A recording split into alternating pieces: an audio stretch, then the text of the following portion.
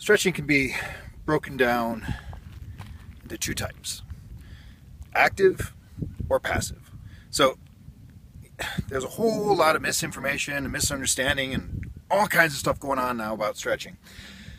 If we can just keep it simple and think about active or passive, we'll do all right. So I need to make a very important point here. Stretching and flexibility are not the same thing.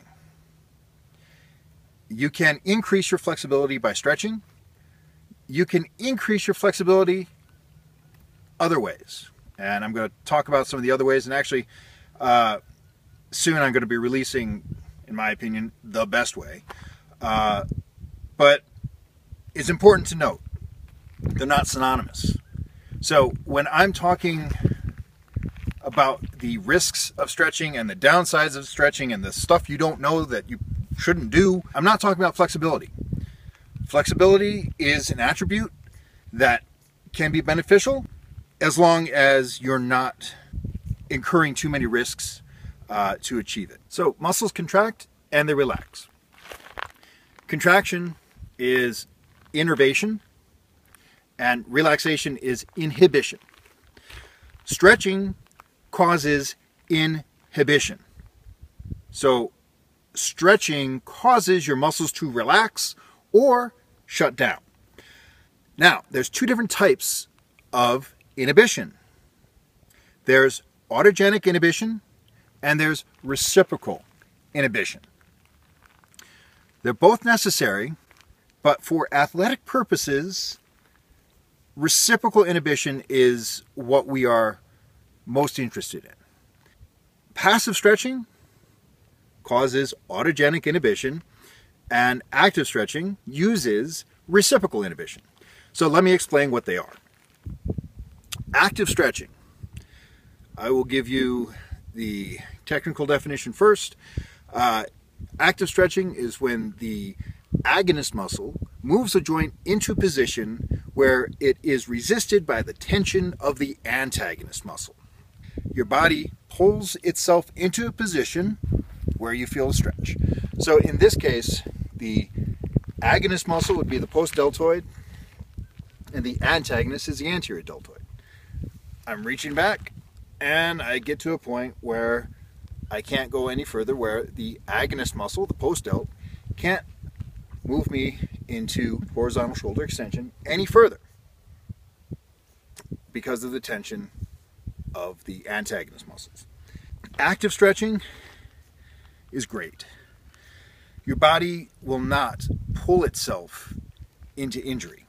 It will throw itself into injury.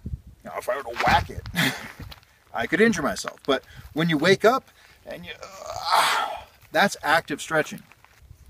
It's great. The downside is that it doesn't generate a whole lot of new range of motion or increased flexibility. Passive stretching, on the other hand, is an outside force moving or manipulating the joint or limb. If I were to go the other way, rather than an agonist muscle creating a stretch in the antagonist muscle, I'm now using an outside force, and everything in this joint complex, all the muscles that can or should move this joint, are now passive. And it's an outside force creating the stretch. Passive stretching is where the problems occur. Passive stretching has an adverse effect on strength production. And it's a direct relationship. So the more passive stretching you do, the more adversely it affects your strength production. Anyone who's sat in the splits for any length of time knows this. You've experienced it. You've tried to get more flexible and you sat in the splits, and then you stand up and you can't walk. So, where am I going with this? The first thing that happens when you stretch a muscle, it's called the stretch reflex or the myototic reflex. You stretch a muscle, the first thing it does is contracts. And the more violently and rapidly you stretch a muscle, the more violently and rapidly it contracts. Plyometrics are based on this reflex. Passive stretching does it slowly, gently, and desensitizes the stretch reflexors and overrides that reflex. And then you go into the inverse myototic reflex, autogenic inhibition. So the muscle that you stretch shuts down. The problem that we encounter with that is we don't really have very good mechanisms for turning it back on. If I'm doing my passive stretch here and I'm cranking on my shoulder and stretching the post-delt passively, because it's an outside force moving, manipulating the limb, the posterior deltoid gets stretched and shuts down. So passive stretching causes mostly autogenic inhibition. And everyone always asks me, well, what's autogenic inhibition for? The body does it. And let's just say the body is very complex. And there's lots of situations where that might be good. You're in a car accident, you're slammed into this position and stuck there for a couple hours. It's kind of a natural anesthetic, kind of a natural painkiller. And you're going to be stuck in that position. Maybe you don't want to be feeling all that discomfort. That's not the only purpose for it. And like I said, the systems of the body are very complex. I'm not saying anything's wrong with autogenic inhibition. I'm just saying for an athlete, that's not the mechanism we want to be utilizing to increase flexibility. Passive stretching has an adverse effect on strength production. The longer you do it and the more intensely you do it, the more adversely it affects your strength production. Now, the other thing that has been coming to light that there's been research and evidence of is that it's an accumulative effect. It's kind of your anti-weightlifting. Weightlifting makes you bigger and stronger. Guess what? Stretching, passive stretching, makes you weaker.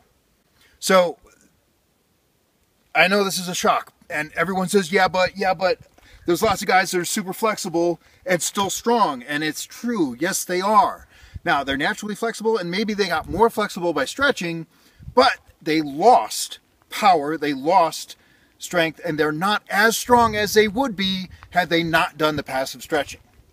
All stretching can be categorized as passive stretching or active stretching.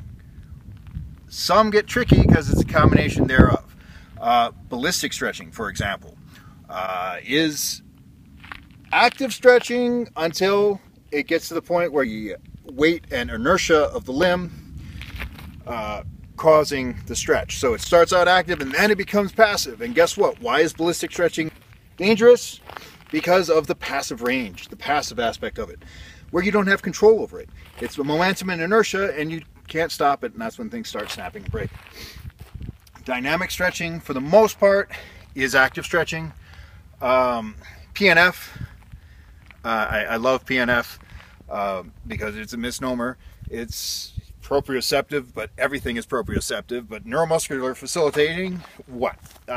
Anyway, not that as a practice there's anything wrong with it. I just enjoy the misnomer. PNF is a combination, but it's mostly passive stretching. Now, let's say that you're an athlete where flexibility is the primary attribute, that it's more important than strength or explosivity or speed, rhythmic gymnastics, for example.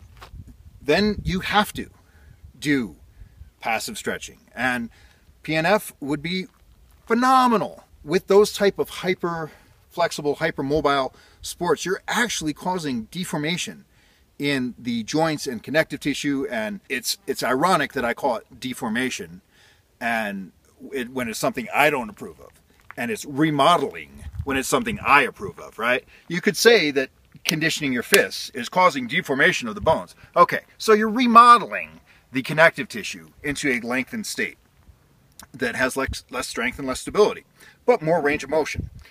So, what's that rant for?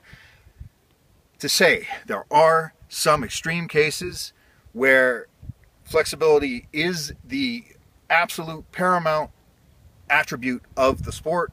So for those athletes, I'd recommend achieving the range of motion that they need and the restructuring, remodeling that they need, and then switch away from passive stretching. And let's talk about reciprocal inhibition.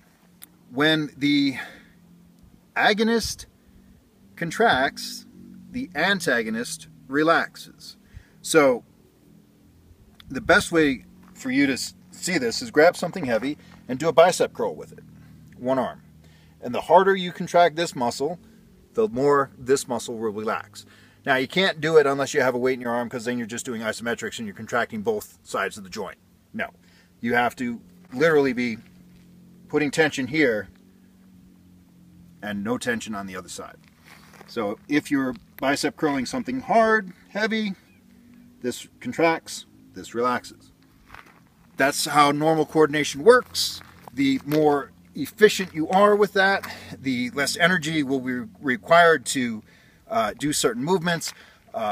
It's one of the mechanisms in athletic efficiency, where you start training and your body just becomes more and more efficient at a movement, and it's coordinated between the muscles that need to contract when they need to contract and the muscles that relax when they need to relax. So reciprocal inhibition, very important. So I'm advocating active stretching, power training, strength training, and switch to Neoromics. Then you will maintain the range of motion that you've worked so hard to get, and additionally you will increase your strength, stability, and mitigate the negative side effects that were incurred through the years of passive stretching. Neoromics, which you'll be introduced to very, very soon.